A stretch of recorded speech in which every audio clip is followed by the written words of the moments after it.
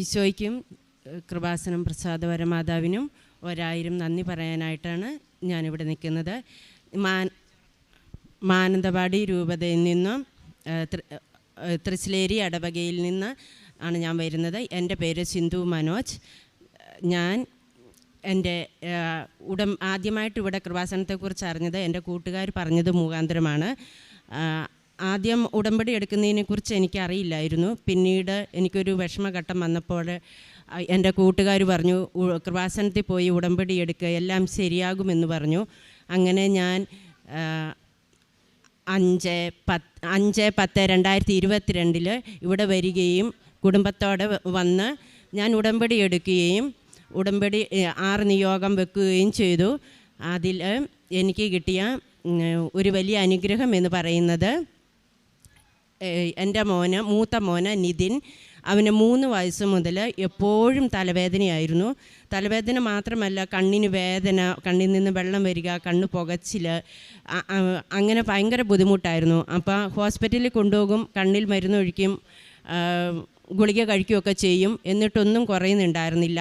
അപ്പോൾ കണ്ണട വെക്കണോ എന്ന് ഞങ്ങൾ അങ്ങോട്ട് ചോദിച്ചപ്പോൾ ഡോക്ടർ പറഞ്ഞു അത് വേണ്ട എന്നാണ് പറഞ്ഞത്. പിന്നീട് മാനന്തവാടി ഞങ്ങൾ വീണ്ടും കൊണ്ടുപോയി ഡോക്ടറെ കാണിച്ചപ്പം കണ്ണട വയ്ക്കുകയും ചെയ്തു. കണ്ണട വെച്ചിട്ടും വലിയ വ്യത്യാസമൊന്നും അവനുണ്ടായിരുന്നില്ല.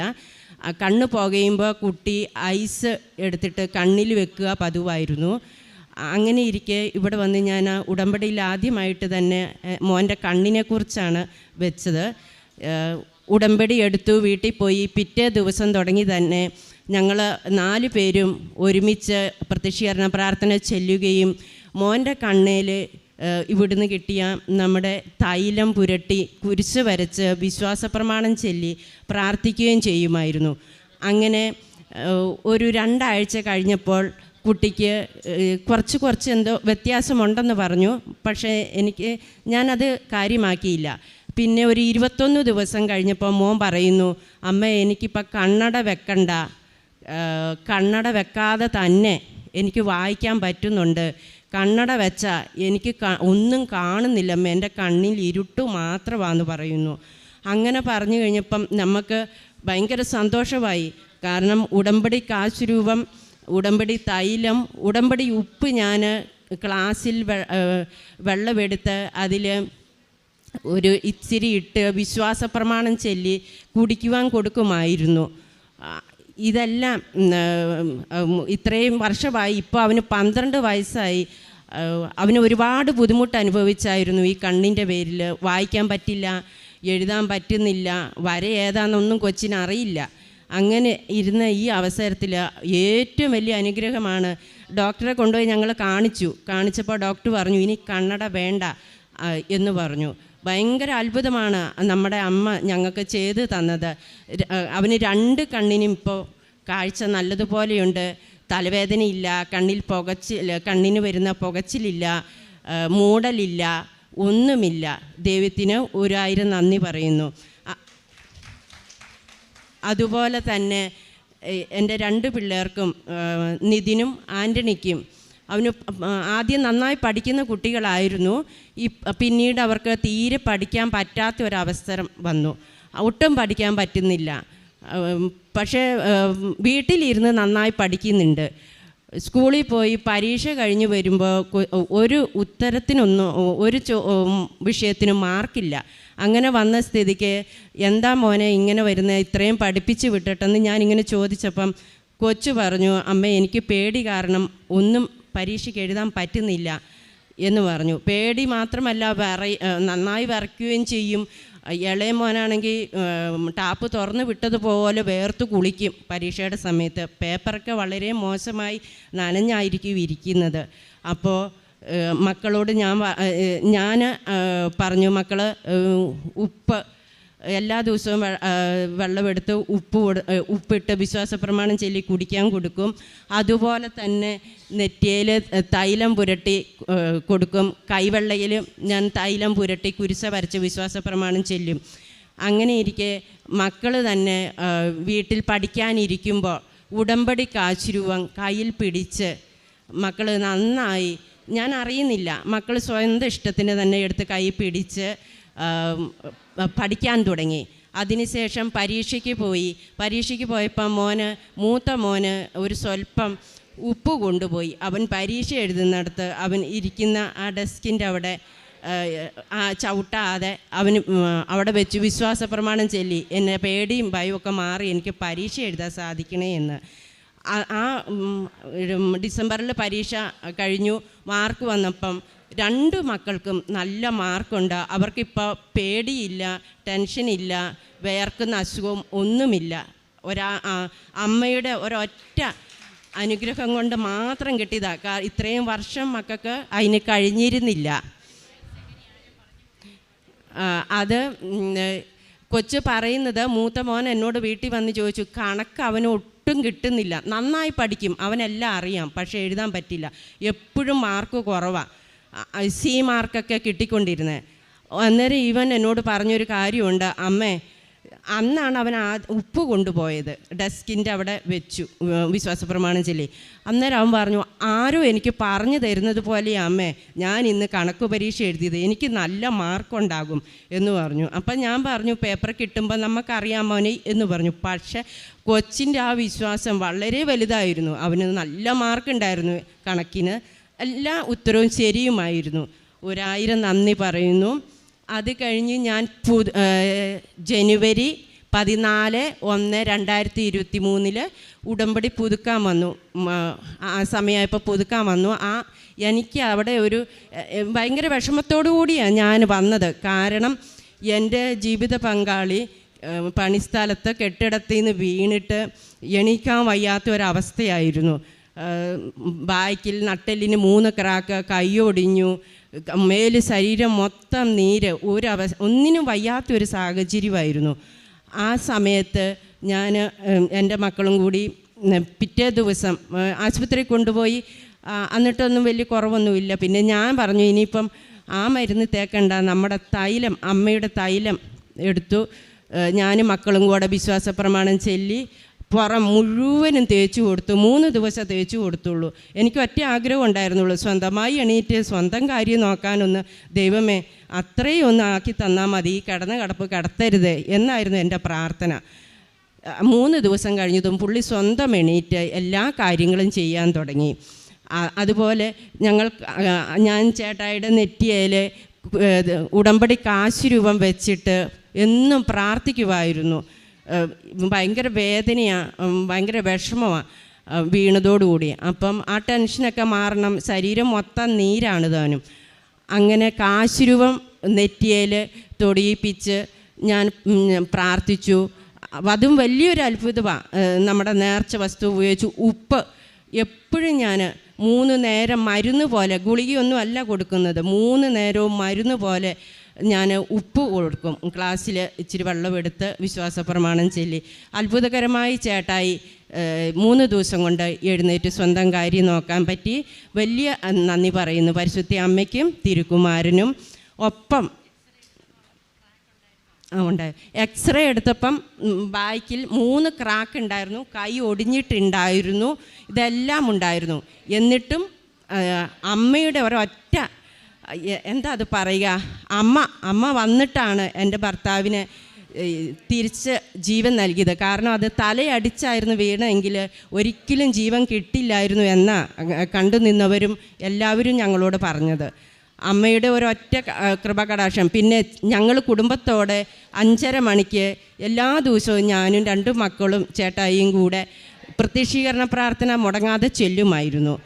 അതിനൊരു മുടക്കവും ഞങ്ങൾ വരുത്തിയിട്ടില്ല. സന്ധ്യാപ്രാർത്ഥനയും അങ്ങനെ തന്നെ പോകുമായിരുന്നു.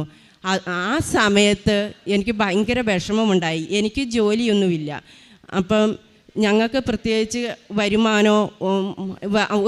വരുമാന മാർഗം ഒന്നുമില്ല. അങ്ങനെ ഞാൻ ഒരുപാട് വിഷമത്തോടെ ഇങ്ങനെ ഇരുന്നു. ആ സമയത്ത് ഞാൻ മാതാവിനോട് പറഞ്ഞു, അമ്മേ ഉടമ്പടി പുതുക്കി ഇപ്പം ഞാൻ ഒരു നിയോഗം വെച്ചു, എനിക്ക് എൻ്റെ വീട്ടിലിരുന്ന് ചെയ്യാൻ പറ്റുന്ന ഒരു ജീവിത വരുമാന മാർഗം അമ്മ കാണിച്ചു തരണം. എനിക്ക് ഒരു നിർവാഹവുമില്ല, എനിക്കും സുഖമില്ലാത്ത ആളാണ്, ജീവിത പങ്കാളി ഈ അവസ്ഥയിലായി, മുന്നോട്ട് പോകാൻ വഴിയില്ല, മക്കൾക്ക് ആഹാരം കൊടുക്കണം, വസ്ത്രം വാങ്ങണം, പഠിപ്പിക്കണം. ഇതെല്ലാം ഓർത്ത് ഞാൻ ആദ്യം ടെൻഷൻ അടിച്ചു. പിന്നീട് എനിക്കറിയില്ല, ഒരു ടെൻഷനും എനിക്കില്ല. ആ ഒരു ദിവസം മാത്രമേ എനിക്ക് ടെൻഷൻ വന്നുള്ളൂ. എൻ്റെ കൃപാസനം അമ്മയുടെ കാശ് രൂപം എൻ്റെ കയ്യിൽ എപ്പോഴും ഉണ്ടാകും. തൈലം എപ്പോഴും ഞാൻ ഉപയോഗിക്കും. അങ്ങനെയായി ഞാൻ ആ അമ്മയോട് ഇങ്ങനെ പറഞ്ഞു, ഇനി എന്ത് ചെയ്യും? അപ്പം എൻ്റെ ഭർത്താവ് ഇലക്ട്രീഷ്യനാണ്. അപ്പം പുള്ളിയുടെ ഇഷ്ടപ്പെട്ട മേഖല അതാണ്. അപ്പം ആ മേഖലയിലുള്ള ഒരു ജോലി തരണേ ഞങ്ങൾക്ക് വീട്ടിലിരുന്ന് ചെയ്യാൻ എന്നാണ് ഞാൻ പ്രാർത്ഥിച്ചത്. അപ്പം ആദ്യം ഞങ്ങൾ വിചാരിച്ചത് എന്താണെന്ന് വെച്ചാൽ, എല്ലാവരും പറഞ്ഞു മാല ബൾബ് അങ്ങനത്തെ ചെയ്താലോ വീട്ടിലിരുന്ന് പറ്റുമല്ലോ എന്ന് പറഞ്ഞു. പക്ഷെ അത് അത്ര നല്ലതായിട്ട് ഞങ്ങൾക്ക് തോന്നിയില്ല. ഞാൻ പ്രത്യക്ഷീകരണ പ്രാർത്ഥന സമയമൊന്നും നോക്കില്ല, എപ്പോഴും ചൊല്ലും. സമയം കിട്ടുമ്പോഴെല്ലാം ഞാൻ ചൊല്ലിക്കൊണ്ടിരുന്നു. ചേട്ടായിയും ചെല്ലും. ഞങ്ങൾ രണ്ടാളും മാറി മാറി ഇങ്ങനെ ചൊല്ലിക്കൊണ്ടിരുന്നു. കൃപാസന അമ്മയുടെ രൂപത്തിൻ്റെ അവിടെ മുട്ടുകുത്തി ഞങ്ങൾ പ്രാർത്ഥിച്ച് ഇങ്ങനെ ഇരിക്കുമ്പോൾ അമ്മ ആദ്യം ഒരു മുല്ലപ്പൂവിൻ്റെ മണം വന്നു. മുല്ലപ്പൂവിൻ്റെ മണം വന്നപ്പോൾ എനിക്ക് ഉറപ്പായി അമ്മ ഇവിടെ ഉണ്ട്, ഇനി വിഷമിക്കേണ്ട കാര്യമൊന്നുമില്ല, എല്ലാം ശുഭമായി എന്ന് ഞാൻ വിശ്വസിച്ചു.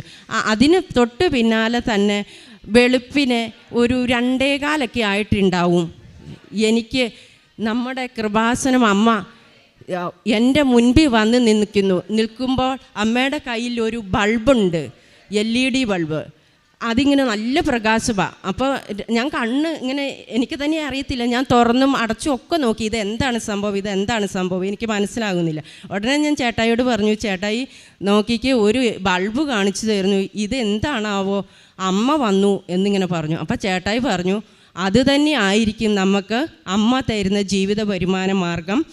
പുള്ളിക്ക് അതറിയാം, അതേക്കുറിച്ചൊക്കെ അത് ചെയ്യാനൊക്കെ അറിയാവുന്നയാളാണ്. അപ്പം പെട്ടെന്ന് തന്നെ എന്നാൽ നമുക്ക് അതേക്കുറിച്ച് ചെയ്യാം എന്ന് പറഞ്ഞു. പക്ഷേ അത് കഴിഞ്ഞ് ഞാൻ അമ്മയോട് ചോദിച്ചു, ഇനി എന്താ ചെയ്യുക, ഇതാന്ന് പറയുന്നുണ്ട്, ഇതെവിടെ എങ്ങനെ എന്തോ ഒന്നും അറിയില്ല.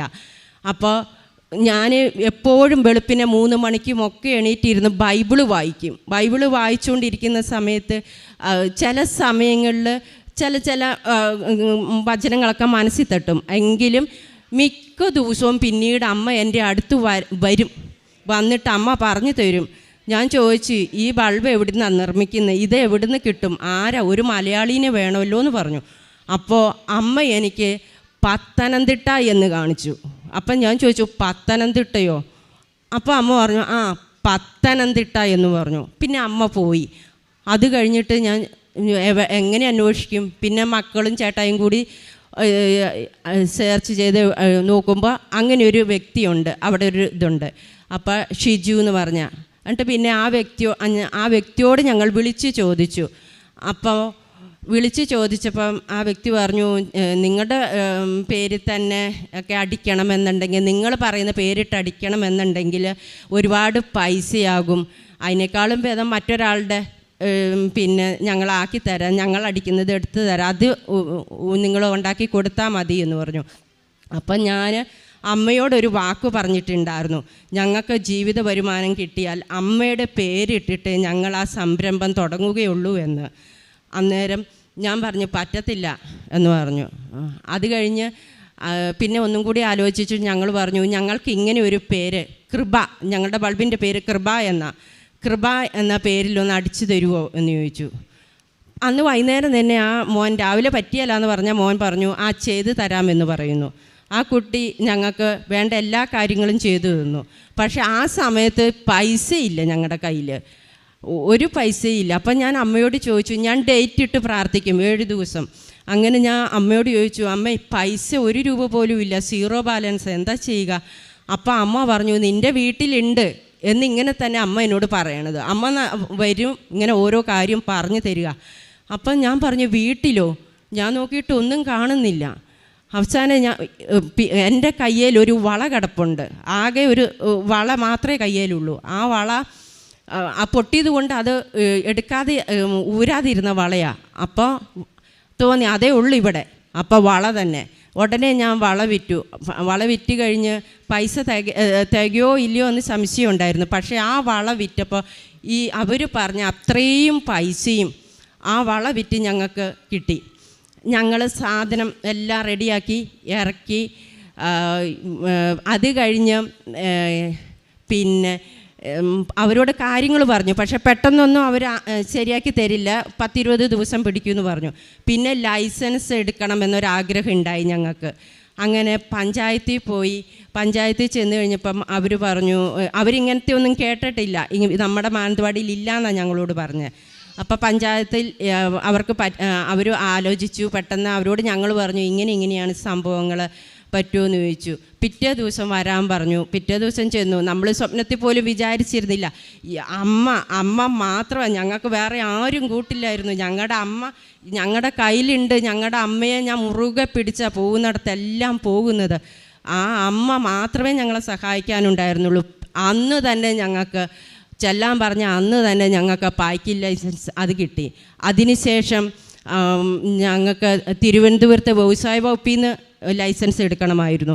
അപ്പം അത് വേണം. അമ്മയോട് ഞാൻ ചോദിച്ചു, ഇനി എന്താ ചെയ്യുക അമ്മേ എന്ന് ചോദിച്ചു. അപ്പോൾ പറഞ്ഞു, ആ പഞ്ചായത്തിൽ തന്നെ ചെല്ലുക, അവർ തന്നെ അത് ശരിയാക്കി അവരോട് പറയും എന്ന് പറഞ്ഞു. പിന്നെ ഞങ്ങൾ പിറ്റേ ദിവസം പഞ്ചായത്തിൽ പോയി ആ പേപ്പർ ശരിയാക്കാൻ വേണ്ടി വ്യവസായ വകുപ്പിലോട്ട്. അതും അമ്മ എങ്ങനെയാണെന്ന് അറിയത്തില്ല. ഞങ്ങൾ 2 ദിവസം കഴിഞ്ഞു. 3-ാമത്തെ ദിവസം വ്യവസായ വകുപ്പിൽ നിന്ന് വിളിക്കുന്നു.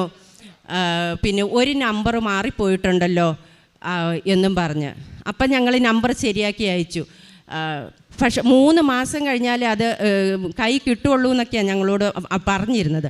പക്ഷെ അമ്മ ഇടപെട്ടിട്ട് അത് കൊടുത്ത് ഇത് തിരുത്തി 3-ാം പക്കം അതിൻ്റെ പ്രിൻ്റ്, ലൈസൻസിൻ്റെ പ്രിൻ്റ് ഞങ്ങൾക്ക് ഡൗൺലോഡ് ചെയ്ത് തന്നു.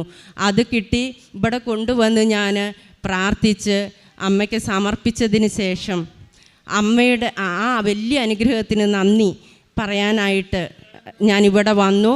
അമ്മയോട് എല്ലാ പേപ്പേഴ്സും അമ്മയ്ക്ക് സമർപ്പിച്ച് പ്രാർത്ഥിച്ച് അച്ഛനെ കൊണ്ട് പ്രാർത്ഥിപ്പിച്ച് ഞങ്ങൾ കൊണ്ടുപോയി.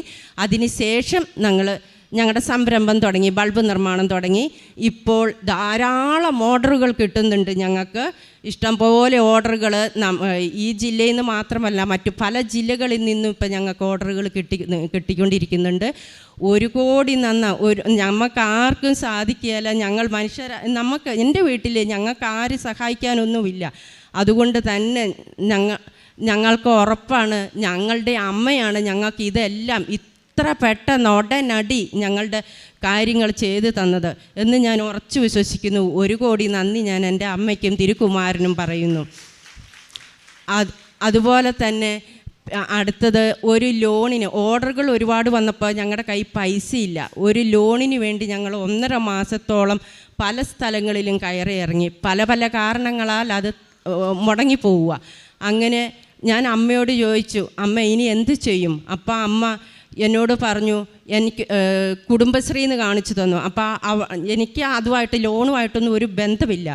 അപ്പോൾ അമ്മ പറഞ്ഞു കുടുംബശ്രീന്ന് മാത്രം കാണിച്ചു തന്നു. അങ്ങനെ ഞാൻ എൻ്റെ കുടുംബശ്രീയിലുള്ള ഒരാളെ വിളിച്ച് ചോദിച്ചു.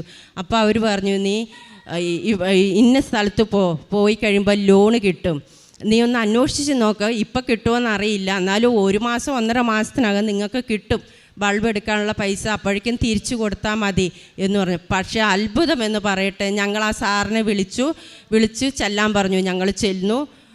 ഞാൻ വീട്ടിൽ നിന്ന് ഇറങ്ങുമ്പോൾ തുടങ്ങി എൻ്റെ കയ്യിൽ എൻ്റെ ഉടമ്പടി കാശ് രൂപമുണ്ട്, എൻ്റെ അമ്മ എൻ്റെ കൂടെയുണ്ട്. അതുപോലെ ഉപ്പ്, ഞാൻ ആ ബാങ്കിൽ ചെന്നു. ഞാൻ ഇച്ചിരി ഉപ്പ്, എനിക്കൊരു ധൈര്യമില്ല പറയാനൊന്നും. എങ്ങനെയാണ് മാനേജർ, അങ്ങനെയൊന്നും ഞാൻ സംസാരിച്ചിട്ടില്ല. അങ്ങനെ ഒന്നും വലിയ ആളോടൊന്നും എനിക്കറിയില്ല ഇടപെടാൻ. അപ്പോൾ ഞാനൊരു സ്വല്പം ഉപ്പ് വായിലിട്ടു, വിശ്വാസപ്രമാണം ചൊല്ലി ഇച്ചിരി ഉപ്പ് എടുത്തിട്ട് ഞാൻ മാനേജർ ഇരിക്കുന്ന ആ സ്ഥലത്ത് അതിൻ്റെ പുറം ഭാഗത്തായി ആരും ചവിട്ടാതെ ഒരല്പം ഉപ്പ് അവിടെയും ഞാനിട്ടു. എന്നിട്ട് ഞാൻ വിശ്വാസപ്രമാണം ചൊല്ലിയിരുന്നു. അപ്പം സാറ് പറഞ്ഞു, ആദ്യം ഞങ്ങളോട് ചോദിച്ചു നോക്കട്ടെ എന്ന് പറഞ്ഞു. അത് ഇത്തിരി കഴിഞ്ഞപ്പോൾ സാറ് പറഞ്ഞു, ഞങ്ങളെ വിളിച്ചിട്ട് എന്തെടുക്കുമായിരുന്നു എന്ന് ചോദിച്ചു. ഞാൻ പറഞ്ഞു പ്രാർത്ഥിക്കുമായിരുന്നു എന്ന് പറഞ്ഞു. നിങ്ങളുടെ കാര്യം പരിഗണിച്ചിരിക്കുന്നു എന്ന് പറഞ്ഞു സാറ്. അത് വലിയൊരു അനുഭവമായിരുന്നു ഞങ്ങൾക്ക്. പിന്നെ 2-3 ദിവസം കഴിഞ്ഞിട്ട് 7-ാം തീയതി ഞാൻ ഡേറ്റ് ഇട്ടിട്ടുണ്ടായിരുന്നു. എനിക്ക് 8-ാം തീയതിക്കുള്ളിൽ 2 ലക്ഷം രൂപ കിട്ടണം. അത് കിട്ടിയാലേ എനിക്ക് എൻ്റെ ഓർഡർ എടുക്കാൻ പറ്റുള്ളൂ, അവർക്ക് പൈസ അടയ്ക്കണം. അങ്ങനെ തന്നെ 7-ാം തീയതി ആയി. 7-ാം തീയതി സാറ് വിളിച്ചു പറഞ്ഞു, തിരക്കാണ്, നിങ്ങൾ വരണ്ട, ഇതിനേക്കാളും മുന്നേ ഉള്ളവരുടെയൊക്കെ കൊടുക്കാനുണ്ട് എന്ന് ഞങ്ങളോട് പറഞ്ഞു. അപ്പോൾ ഒരു ചെറിയൊരു വിഷമം വന്നു. പക്ഷേ പ്രതീക്ഷ കൈവിട്ടില്ല. എൻ്റെ അമ്മ കൂടെയുണ്ടല്ലോ, അമ്മ ചെയ്ത് തന്ന കാര്യമല്ലേ, അപ്പം പിന്നെ എന്തിനാ പേടിക്കുന്നത്? ധൈര്യപൂർവ്വം വൈകുന്നേരം 7 മണി കഴിഞ്ഞപ്പോൾ സാറ് വിളിക്കുന്നു, നിങ്ങളൊരു 1 മണിയോടുകൂടി 1 മണിയോടുകൂടി നിങ്ങൾ ബാങ്കിലോട്ട് വായോ, ലോണിൻ്റെ കാര്യം നമുക്ക് നോക്കാം എന്ന് പറയുന്നു. പിറ്റേ ദിവസം ഞങ്ങൾ പോയി 8-ാം തീയതി 11:30 മണിയായപ്പോൾ ഞങ്ങൾ അവിടെ എത്തി. പക്ഷേ ഞങ്ങൾ താഴെ നിന്നു, 12:30 എന്നാണല്ലോ പറഞ്ഞേ. അപ്പോൾ 12 മണിയായപ്പോൾ ഞങ്ങൾ കയറി ചെന്നപ്പോൾ സാറ് പറഞ്ഞു, ഒന്നും ആയിട്ടില്ല, ഇപ്പോൾ ഒന്നും ആകിയല്ല, നിങ്ങൾ കുറേ കഴിഞ്ഞിട്ട് വന്നാൽ മതി, താഴെ എവിടെയെങ്കിലും പോയിരുന്നോ പറഞ്ഞു. അപ്പം ഞങ്ങൾ താഴെ പോയിരുന്നു. 2 മണി കഴിഞ്ഞു, 2:30 കഴിഞ്ഞു, 3 കഴിഞ്ഞു, സാറ് വിളിക്കുന്നില്ല, ആരും വിളിക്കുന്നില്ല. ആകെ വിഷമായി. ഞങ്ങൾ എന്നിട്ട് കയറി ഓഫീസിൽ ചെന്നു. ബാങ്കിൽ ചെന്ന് കഴിഞ്ഞപ്പം സാറ് പറഞ്ഞു, കുറേ വർക്കുകളുണ്ട്, അത് കഴിയട്ടെ നോക്കാമെന്ന് പറഞ്ഞു. പക്ഷെ ഒരിക്കലും എനിക്ക് പ്രതീക്ഷയില്ലായിരുന്നു. സാറ് നോക്കാമെന്ന് പറഞ്ഞാലും നമ്മുടെ ലോൺ പരിഗണിച്ചു എന്ന് പറഞ്ഞാലും സാർ അപ്പം തന്നെ പൈസ തരും അങ്ങനെയൊന്നും ഞങ്ങൾക്കറിയാം. ഞങ്ങൾ അക്കൗണ്ട് എടുത്തിട്ടില്ല, ഒന്നും ചെയ്തിട്ടില്ല, ഞങ്ങൾ ഒരു സംഭവം അവിടെ നടത്തിയിട്ടില്ല. എന്താ ഞാൻ വിശ്വാസപ്രമാണം ചൊല്ലി എൻ്റെ അമ്മ കൂടെ ഉള്ളപ്പോൾ എന്തിനാ ഭയപ്പെടുന്നത്? 4 മണിയായി, 4:30 അപ്പോൾ സാറ് പറഞ്ഞു ഓരോരോ പേപ്പറിലായിട്ട് ഞങ്ങളോട് ഒപ്പിടാൻ പറഞ്ഞ് ഞങ്ങളെ വിളിച്ചു. ഞങ്ങളുടെ ലോൺ പാസ്സാക്കി. പക്ഷേ പൈസ അപ്പം റെഡി ക്യാഷ് തരുമെന്ന് പറഞ്ഞിട്ടുണ്ടായിരുന്നില്ല. അപ്പം ഞാൻ ഓർത്തു 2-3 ദിവസം കഴിഞ്ഞിട്ടായാലും മതി, കുഴപ്പമില്ല, ഒപ്പൊക്കെ ഇട്ട് ലോൺ പാസ്സാക്കുമല്ലോ എന്നാണ് ഞങ്ങൾ കരുതിയത്. പക്ഷേ അത്ഭുതമെന്ന് പറയട്ടെ, പാസ്ബുക്കിനേക്കാളും മുൻപേ എനിക്ക് 2 ലക്ഷം രൂപ എൻ്റെ കയ്യിലോട്ട് തരികയാണ് ചെയ്തത്. അവിടെ എൻ്റെ അമ്മ ഇടപെട്ട ആ ഇടപെടൽ ഒരിക്കലും എങ്ങനെയാണ് വിവരിക്കേണ്ടതെന്നൊന്നും എനിക്കറിയത്തില്ല. എൻ്റെ ഹൃദയത്തിൽ തട്ടിയാണോ, ജീവിക്കണോ മരിക്കണോ എന്നുള്ള അവസ്ഥയായിപ്പോയി. കാരണം ഒരിക്കലും ഞങ്ങൾക്ക് വേറെ മാർഗ്ഗമില്ല. അതുകൊണ്ടാണ് 2 ലക്ഷം തന്നെ വേണം. സാറപ്പം ഒരു വാക്ക് പറഞ്ഞായിരുന്നു 1 ലക്ഷം രൂപയാണെങ്കിൽ വേഗം തരാമെന്ന്. അപ്പം ഞാൻ പറഞ്ഞു പറ്റില്ല, എനിക്ക് 2 തന്നെ വേണം, എനിക്ക് സാധനങ്ങൾ ഓർഡർ കൊടുക്കണമെങ്കിൽ അത്രയും പൈസ വേണം എന്ന് ഞാൻ സാറിനോട് പറഞ്ഞുതരാം. അപ്പോൾ സാറ് അപ്പോഴും എന്നെ വിളിച്ചു. 4 മണിയായപ്പോൾ എന്നെ ഒപ്പിടാൻ ആയിട്ടില്ല എന്ന് പറയാനായിട്ട് വിളിച്ചപ്പോഴും പറഞ്ഞു, സിന്ധു 1 ലക്ഷം രൂപയാണെങ്കിൽ ഇപ്പം തരാം, അല്ലാതെ തരാൻ പറ്റില്ല പറഞ്ഞു. ഞാൻ പറഞ്ഞു സാറേ 1 ലക്ഷം അല്ല, എനിക്ക് 2 ലക്ഷം വേണമെന്ന് പറഞ്ഞു. അപ്പോൾ ഞാൻ എൻ്റെ അമ്മേനെ മുറുക്കെ പിടിച്ചു. ഞാൻ ഓഫീസിൽ നിന്ന് ഇറങ്ങിയിട്ട് ഞാൻ പറഞ്ഞു, എൻ്റെ അമ്മ എന്നെ കൈവിടില്ല, എനിക്ക് ഉറപ്പാണ്. ഞാൻ കൃപാസനത്തിൽ പോയി അമ്മ ഞാൻ സാക്ഷ്യപ്പെടുത്തിക്കൊള്ളാം, അമ്മേ എനിക്ക് 2 ലക്ഷം രൂപയും തരണം എന്ന് ഞാനിങ്ങനെ പറഞ്ഞു. റെഡി കാഷ് 2 ലക്ഷം രൂപ ആദ്യം തന്നു. അത് കഴിഞ്ഞാണ് പാസ്ബുക്കിൽ അവരെ അടിച്ചു തന്നതും ഫോട്ടോ ഒട്ടിച്ചതും ഞങ്ങളുടെ നിന്ന് ഫോട്ടോ വാങ്ങിയതും എല്ലാം. ഇതൊക്കെ വലിയൊരു അനുഗ്രഹം. ഞങ്ങളുടെ അമ്മ, നമ്മുടെ എല്ലാവരുടെയും അമ്മ, കൃപാസന അമ്മ നമുക്ക് ചെയ്ത് തരുന്ന വലിയ വലിയ അനുഗ്രഹം. ഒന്നുമില്ലാത്തവരാണ് ഞങ്ങൾ. പക്ഷേ ഇന്ന് ഞങ്ങൾ ദൈവത്തിലെ ഒരുപാട് വിശ്വാസം ഞങ്ങൾക്ക് ഈ ഉടമ്പടി എടുത്തതിലൂടെ ഞങ്ങൾക്ക് കിട്ടിയ ഏറ്റവും വലിയ കാര്യം എന്ന് പറയുന്നത് പ്രാർത്ഥിക്കും, നല്ലോണം പ്രാർത്ഥിക്കും, കുറേ ചെല്ലും. പക്ഷേ ആഴം വിശ്വാസവും അങ്ങനെയൊന്നും ഞങ്ങൾക്കില്ല. കുറേ ചെല്ലും, എന്തൊക്കെയോ ചൊല്ലിക്കൂട്ടും. പക്ഷേ ഉടമ്പടി എടുത്തതിന് ശേഷം പണ്ട് ഞങ്ങളെല്ലാവരും ഒരുമിച്ച് ചേട്ടായി പണിക്ക് പോയി എപ്പോഴെങ്കിലും വന്ന ഒരു ഞായറാഴ്ചയൊക്കെയോ ഉണ്ടാവുകയുള്ളൂ. പക്ഷേ ഞാനിവിടെ ഉടമ്പടി വെച്ചപ്പോൾ ഇത്ര കാര്യം പറഞ്ഞായിരുന്നു. ഞങ്ങൾക്ക് 4 പേർക്കും ഒരുമിച്ചിരുന്ന് കുടുംബ പ്രാർത്ഥന ചെല്ലാനും കൂടി ഒരവസരം ഒരുക്കി തരണം, അതനുസരിച്ച് ഞങ്ങളുടെ ജോലി എൻ്റെ ചേട്ടായുടെ ക്രമീകരിച്ച് തരണമെന്ന് ഞാൻ പറഞ്ഞായിരുന്നു. മക്കൾക്ക് പ്രാർത്ഥിക്കാൻ ആദ്യം നല്ല ഇഷ്ടമായിരുന്നു. പിന്നീട് അവർ ഉഴപ്പിത്തുടങ്ങി. ഉടമ്പടി എടുത്തതിന് ശേഷം ഒരൊറ്റ ദിവസമില്ലാതെ മക്കളും ഞങ്ങളുടെ ഒപ്പം എണീറ്റ് നല്ല വിശ്വാസത്തോടെ രാവിലെ തന്നെ 4:45 അലാറം വെച്ച് മക്കൾ എണീറ്റ് വളരെ മനോഹരമായി മക്കൾ പ്രത്യക്ഷീകരണ പ്രാർത്ഥന ചൊല്ലും ഞങ്ങളുടെ ഒപ്പം. ഞാനിച്ചിരി താമസിച്ചാലും മക്കൾ ഓടി വന്ന് ചൊല്ലും. ഞങ്ങളുടെ വിശ്വാസം വർദ്ധിച്ചു. അതുപോലെ ഞങ്ങൾക്ക് കിട്ടിയ ഈ അനുഗ്രഹങ്ങളൊക്കെ ചെറുതും വലുതുമാണെങ്കിലും ഞങ്ങൾ ഇതൊക്കെ മറ്റുള്ളവരോട് പറയുകയൊക്കെ ചെയ്തു. കുറേ പേര് കോഴിക്കോട് ജില്ലയിൽ നിന്നൊക്കെ കുറേ പേര്, എൻ്റെ വീട് കോഴിക്കോടാണ്, അവിടെ നിന്നൊക്കെ കുറേ പേര് ഇവിടെ വരികയും ഉടമ്പടി എടുക്കുകയും അവർക്കൊക്കെ നല്ല നല്ല അനുഭവം കിട്ടിയെന്ന് പറയുകയും ചെയ്തു. ദൈവത്തിന് 1000 നന്ദി പറയുന്നു. അതുപോലെ തന്നെ മറ്റൊരു ചെറിയ കാര്യം, ചെറുതല്ല വലിയ കാര്യം തന്നെ, എൻ്റെ നാത്തൂൻ്റെ മകൾക്ക് അമേരിക്കയിൽ നിന്ന് വന്നതായിരുന്നു. അവർക്ക് ഓസ്ട്രേലിയക്ക് പോകണമെന്ന് പറഞ്ഞു. പക്ഷേ വിസ അവൾക്ക് മാത്രമേ കിട്ടുന്നുള്ളൂ, കുടുംബത്തോടെ പോകണം, ചെറിയ കുട്ടിയുണ്ട്, വിസ കിട്ടുന്നുണ്ടായിരുന്നില്ല. അപ്പം ഞാനത് ഉടമ്പടി വെച്ചിട്ടുണ്ടായിരുന്നു. ഉടമ്പടി എടുത്തു. 3-ാമത്തെ ദിവസം അവർക്ക് കുടുംബത്തോടെ പോകാൻ അവർക്ക് ഫാമിലി വിസ വരികയും അവർ ഒക്ടോബർ 10 കയറിപ്പോവുകയും ചെയ്തു. എനിക്ക് ഇത്രയേറെ അനുഗ്രഹം തന്ന കൃപാസനം അമ്മയ്ക്കും തിരുക്കുമാരനും 1 കോടി നന്ദി പറയുന്നു. ഉടമ്പടി ഉടനടി അവകാശം തരുന്നതാണ്. പരിശുദ്ധ അമ്മയാകുന്ന വാഗ്ദാന പേടകത്തെ സ്വീകരിച്ച് സമാഗമ കൂടാരമായി മാറുന്ന നിൻ്റെ ജീവിതത്തിന്മേൽ പകൽ മേഘത്തണലായും രാത്രി അഗ്നിസ്തംഭമായും നിലകൊള്ളുന്നു ദൈവത്തിൻ്റെ ഉടമ്പടി. അതാണ് തിരുവചനം നമ്മോട് പറയുക. ഇവിടെ തൻ്റെ ജീവിതവും ജീവനുമൊക്കെ എങ്ങനെയാണ് തൻ്റെ കുടുംബവും രക്ഷപ്പെട്ടത്, ഇന്ന് എങ്ങനെ ഈ മകള് ഈ അൾത്താരയിൽ വന്നു നിന്ന് സാക്ഷ്യം പറയുന്നു എന്നുള്ളത് നാം കേട്ടുകൊണ്ടിരിക്കുകയാണ്.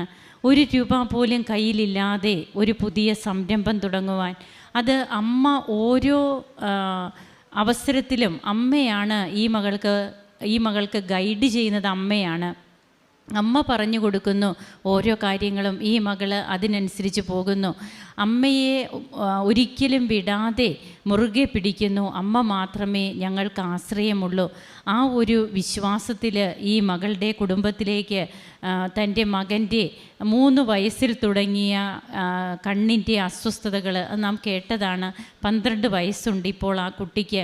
അപ്പോൾ ഏകദേശം 9 വർഷമായ അവന് കാഴ്ച ശരിക്കില്ല. സ്പെക്സ് ഉപയോഗിച്ചു കൊണ്ടിരിക്കുന്ന മകനാണ്. എന്നാൽ ഇപ്പോഴവന് കണ്ണട ഉപയോഗിക്കേണ്ട.